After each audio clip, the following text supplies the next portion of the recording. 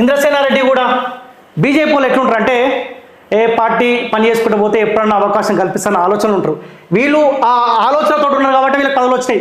ఇంద్రసేనారెడ్డి గారికి ఈయనకు గవర్నర్ పదవి ఇచ్చుకున్నారు కదా. అంతెందుకు కేంద్ర మంత్రి కిషన్ రెడ్డి కూడా అంబర్పేట నుంచి ఓడిపోతే మళ్ళీ పార్టీ సికింద్రాబాద్ నుంచి ఎంపీగా అవకాశం ఇస్తే అక్కడ నుంచి గెలిస్తే మళ్ళీ కేంద్ర మంత్రిగా ఆయనకు అవకాశం కల్పించారు. అరట్లే అంతెందుకు బండి సంజయ్ ఎగ్జాంపుల్ తీసుకోండి. ఎంపీగా ఎమ్మెల్యేగా ఆయన 3-4 సార్లు ఓడిపోతే అదే ఎంపీగా అక్కడ నుంచి ఆయనకు అవకాశం ఇచ్చి 2 సార్లు ఎంపీగా గెలిచినందుకు ఆయన కేంద్ర మంత్రిగా అవకాశం ఇచ్చారు కదా.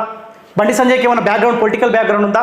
ఒక కార్యకర్త స్థాయి నుంచి ఆర్ఎస్ఎస్ ఏబీపీ సిద్ధాంతాలు ఉన్నాయి కాబట్టి పార్టీ గౌరవించుకుంది కదా. నేనేం చెప్తా ఉన్నానంటే ఈటల రాజేందర్ గారికి మీరు ధర్నాలు చేయడం వల్ల లేకపోతే కొంతమందికి పైసలు ఇచ్చి షామీర్పేట కాడ ధర్నా చేయించుకోవడం వల్ల ఉపయోగం ఉండదు.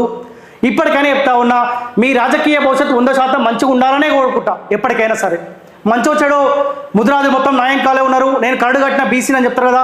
కాసేపు మీరు బీసీని అనుకుంటా మీ రాజకీయ భవిష్యత్తు మంచిగా ఉంటే నాకు రేపు పొద్దుగాల అవకాశాలు వస్తాయని నేను కూడా ఆలోచిస్తాను.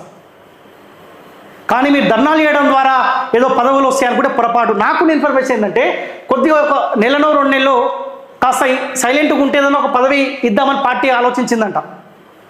ఇప్పుడు పార్టీ ఏం ఆలోచిస్తుంది?